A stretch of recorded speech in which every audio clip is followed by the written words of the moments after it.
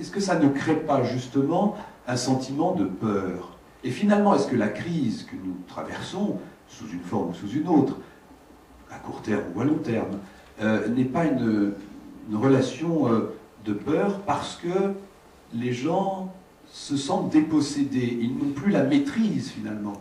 On perd complètement la maîtrise, bien sûr. Ça crée une peur. Prenons l'exemple, par exemple, de l'économie. À l'heure actuelle, si vous regardez en France, les gens sont paniqués. On va dans la catastrophe. Si vous prenez une vision mondiale, jamais la croissance mondiale n'a été aussi forte. L'année dernière, la croissance mondiale a été de 5%. C'est-à-dire, c'est formidable. Faites une progression géométrique et vous voyez ce que ça peut donner. Bon. Et alors, vous avez donc une envie, une période de transformation due à la mondialisation, et qui fait qu'il y a des transferts qui se font. Il y a des pays qui s'enrichissent terriblement, mais du coup, il y en a d'autres qui s'appauvrissent. Pourquoi? Parce qu'il y a des choses qui étaient faites dans certains pays, qui aujourd'hui sont faites dans l'autre. C'est ce qu'on appelle les délocalisations. Mais il faut bien se rendre compte qu'une délocalisation, c'est l'appauvrissement à un endroit donné, mais qui produit un enrichissement dans un autre endroit. Et globalement, il faut bien se rendre compte que les délocalisations, globalement, sont extrêmement positives. Parce que quand on supprime un emploi à Orléans, on en crée 7, 8 ou 9 au Maroc, en Tunisie, ou dans un pays en voie de développement. Bon, donc, ou bien vous avez une vision qui est une vision globale, mondiale, et vous dites, mais la mondialisation, la délocalisation, c'est quelque chose de merveilleux, ou bien vous avez une vision locale, et vous dites, c'est une catastrophe.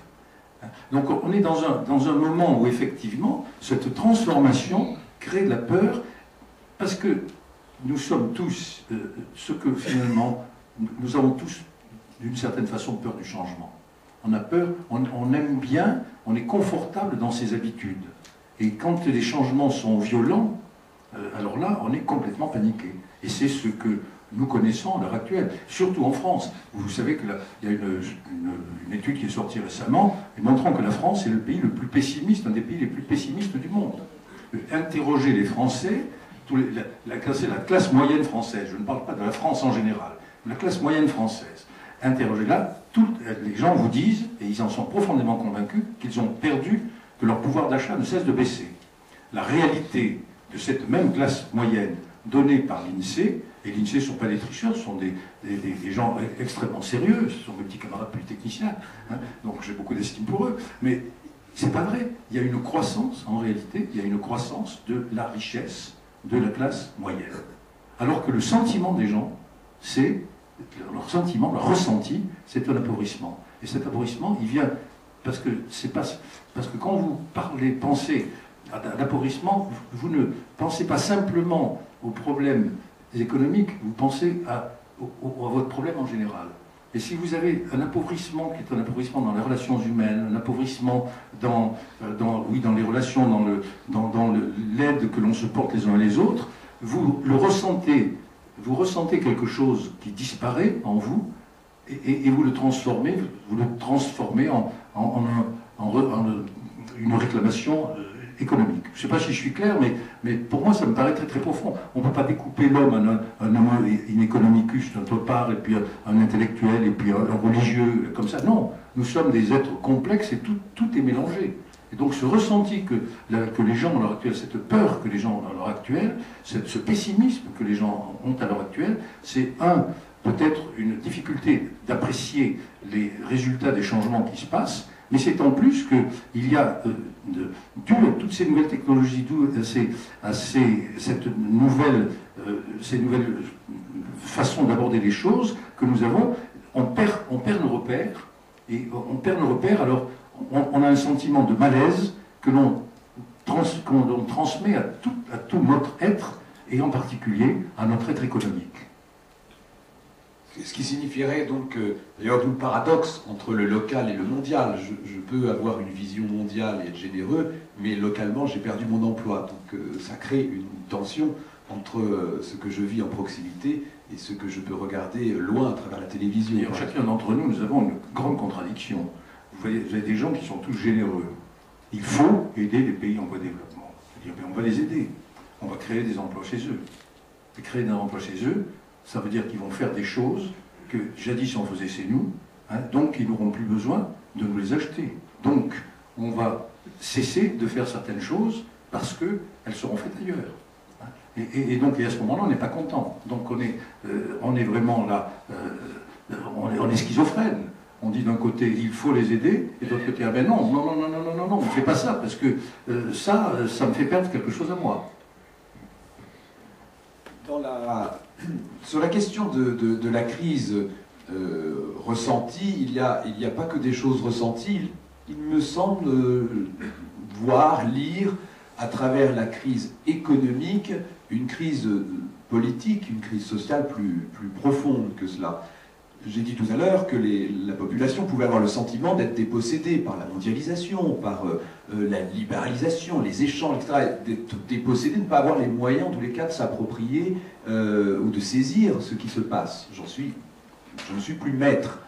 Est-ce que vous pensez que dans une situation de crise comme celle-là, les États ont un rôle à jouer, non plus le rôle ancien de puissance d'intervention, mais de réassurer les populations qu'elles sont chargées d'accompagner pour leur donner l'envie d'entrer dans ce monde, de bouger avec ce monde, mais en ayant suffisamment de sécurité que l'État donnerait pour éviter justement d'entrer dans une instabilité sociale. Oui, mais je pense que, enfin, dans nos sociétés actuelles, il y a certes le pouvoir de l'État, mais il y a aussi le pouvoir de l'opposition. Dans une démocratie, une vraie démocratie, nous sommes en France dans une vraie démocratie. L'opposition a la parole, l'opposition peut parler, peut dire, etc. Et un des problèmes que nous avons, c'est que, et c'est ce qui me frappe dans toutes les démocraties, il y a cette espèce de jeu, quand celui qui est au pouvoir fait quelque chose, l'autre se croit obligé de le critiquer forcément. Eh bien ça casse le moral des gens. C'est quelque chose de terrible, si vous voulez. Parce que on ne voit plus la réalité, on voit une espèce de combat, d'ailleurs auquel les gens croient de moins en moins, mais ils n'ont plus de... Ils perdent le sens. Il y a une perte de sens, c'est ce qui me frappe, moi, à l'heure actuelle. Il y a la perte du sens religieux, ça. Je lisais dans le Challenge, j'ai reçu ce truc-là ce matin en arrivant, je l'ai lu tout à l'heure. Quand on voit la pratique religieuse, l'effondrement de la pratique religieuse, quand on voit la montée des extrémismes, etc., les gens, on perd le sens. Pourquoi? Quand on est déçu, comme on l'est maintenant, par la société de consommation. Moi, quand j'étais gamin, on se croyait à la société de consommation. La société de consommation, elle allait tout libérer. On vous disait, pardon monseigneur, mais je me souviens de prêtres qui nous disaient, mais bien sûr que les gens se déchristianisent, c'est parce qu'ils n'ont pas de quoi manger. Mais vous verrez, quand ils seront riches, ils redeviendront tous chrétiens. Et c'est le contraire qui se produit. La consommation fait perdre un intérêt des choses, on se précipite sur les choses matérielles, on perd la vision des choses spirituelles ou autres, et puis tout à coup on s'aperçoit que ça n'apporte pas le bonheur. Alors on est perdu. On a perdu la vision idéaliste de la société, et puis on s'aperçoit que la vision matérialiste n'apporte rien. Et au contraire, nous crée des problèmes. Quand vous regardez par exemple la consommation du ménage français à l'heure actuelle, la consommation du ménage français, vous savez ce qui donne le sentiment aux gens qui perdent du pouvoir d'achat, c'est beaucoup ce que nous avons tous dans nos poches, enfin j'ai pas dans nos poches, c'est le téléphone portable. Le coût du téléphone portable dans une famille, ça mange une partie formidable. Les gens, à l'heure actuelle, diminuent leur consommation de nourriture, diminuent leur consommation, leurs achats de vêtements, pour payer le téléphone portable. Ils ont le sentiment de ce fait qu'ils s'appauvrissent. Ce qui ne correspond pas exactement à la réalité. Mais c'est tout simplement, on perd. Vous savez, une crise économique, c'est d'abord un excès de cupidité.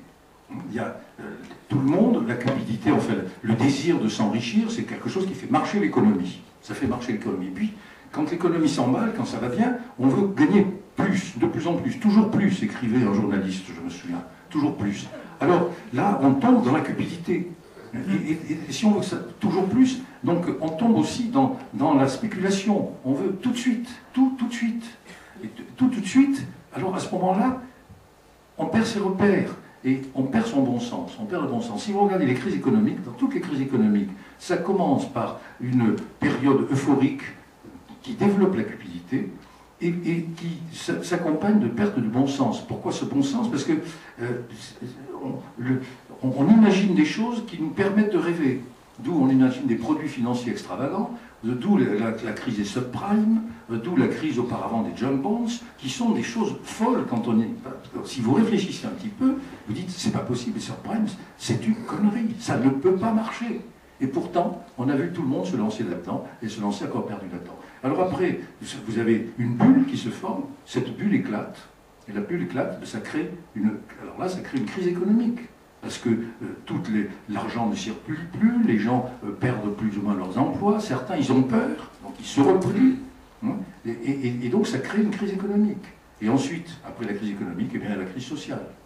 Et hop, alors la crise sociale, et c'est peut-être ça, peuvent-elles créer du bien? Ça peut avoir un avantage, la crise, si vous voulez, l'ensemble de la crise, avec cette finale de la crise sociale, c'est que ça peut amener à se reposer certains problèmes.